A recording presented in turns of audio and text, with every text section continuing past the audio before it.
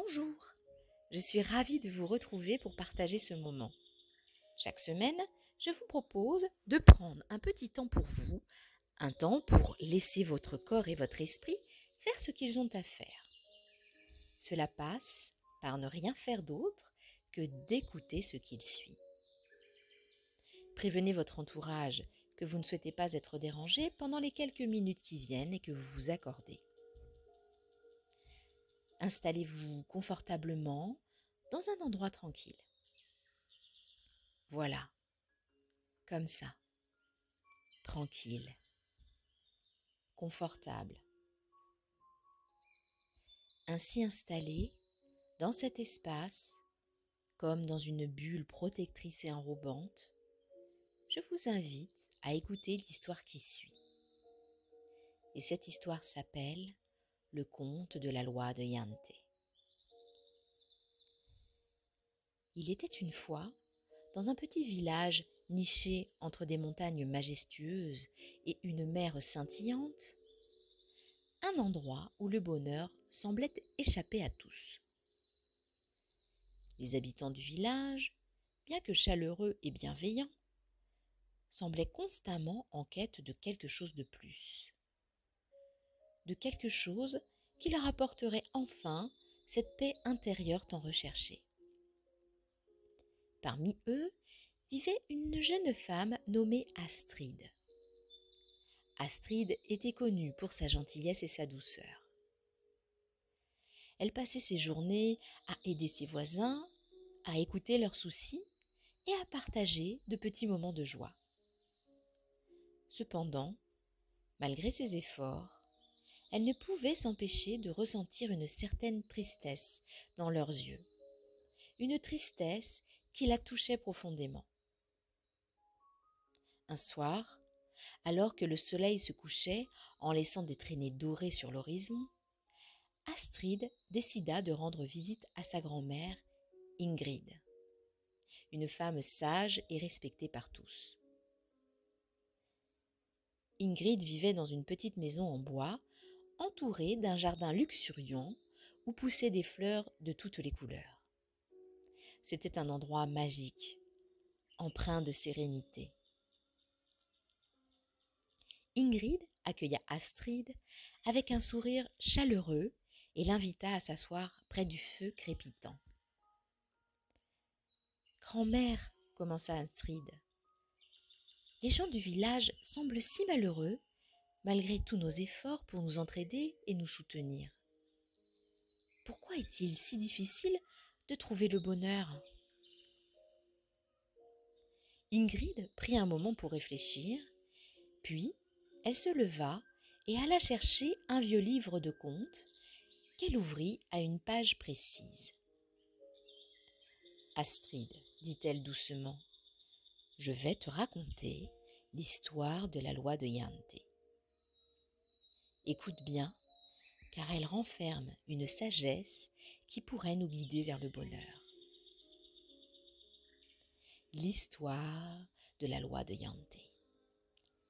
Il y a très longtemps, dans une contrée lointaine appelée Yante, les habitants vivaient en harmonie les uns avec les autres.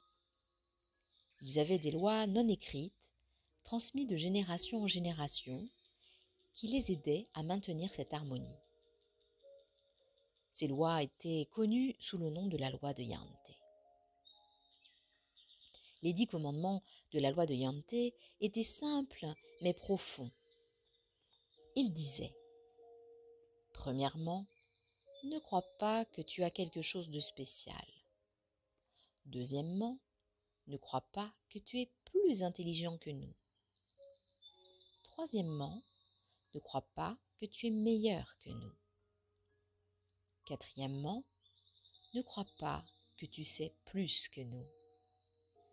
Cinquièmement, ne crois pas que tu vaux plus que nous. Sixièmement, ne crois pas que tu es bon à quelque chose. Septièmement, ne ris pas de nous. Huitièmement, ne crois pas que quelqu'un se soucie de toi. Neuvièmement, ne crois pas que tu peux nous apprendre quelque chose. Et dixièmement, ne crois pas que tu es quelqu'un. À première vue, ces règles pouvaient sembler dures et restrictives, mais en réalité, elles étaient une invitation à vivre avec humilité et simplicité.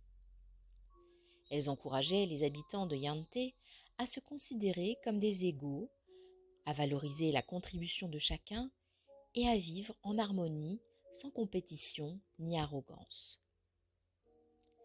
La sagesse des commandements.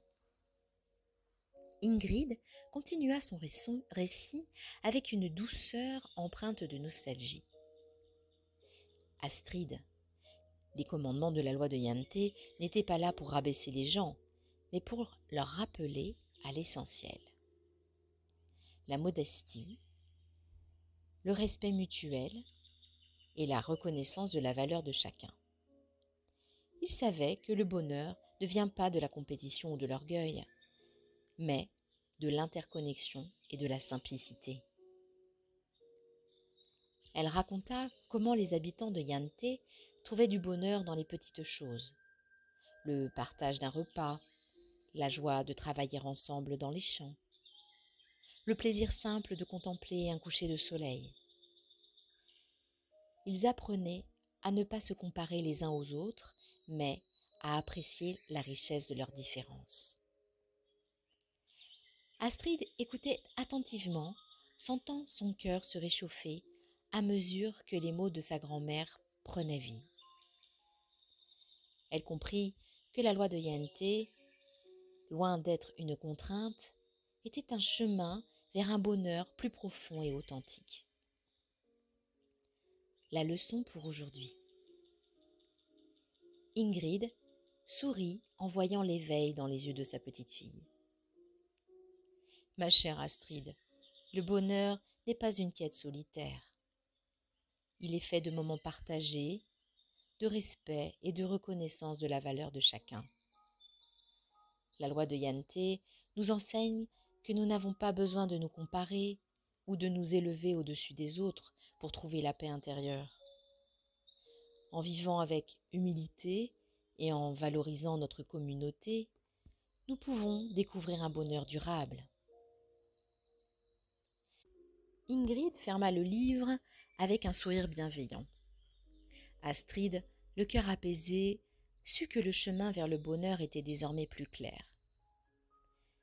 Elle se leva, prête à semer les graines de la loi de Yante dans son village. Convaincue que chacun pouvait trouver la paix en soi, à condition d'écouter son cœur et de vivre avec simplicité et humilité. Elle remercia sa grand-mère et, avec un nouveau sentiment de paix, retourna au village. Elle commença à partager cette sagesse avec ses voisins, les encourageant à voir de la beauté dans la simplicité et la valeur de chaque personne.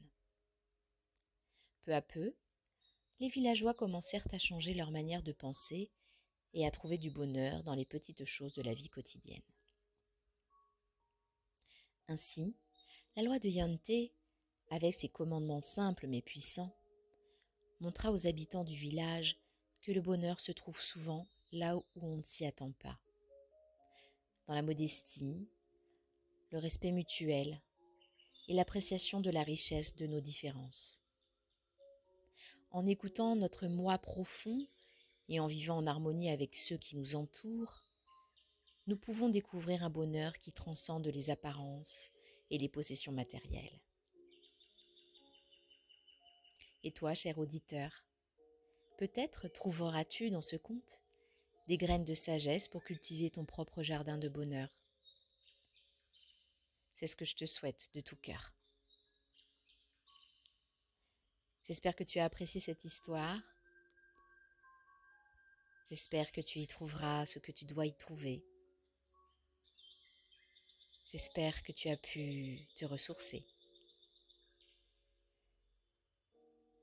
Si tu as aimé ce conte, n'hésite pas à cliquer sur le pouce en l'air, sur YouTube, à partager cette histoire avec ton entourage et à la réécouter si tu le souhaites. Je te remercie d'avoir pris le temps de t'offrir ce moment. C'est un cadeau que tu t'offres et ça fait du bien. Et je te propose de me retrouver pour un nouveau conte d'ici quelques jours. À bientôt.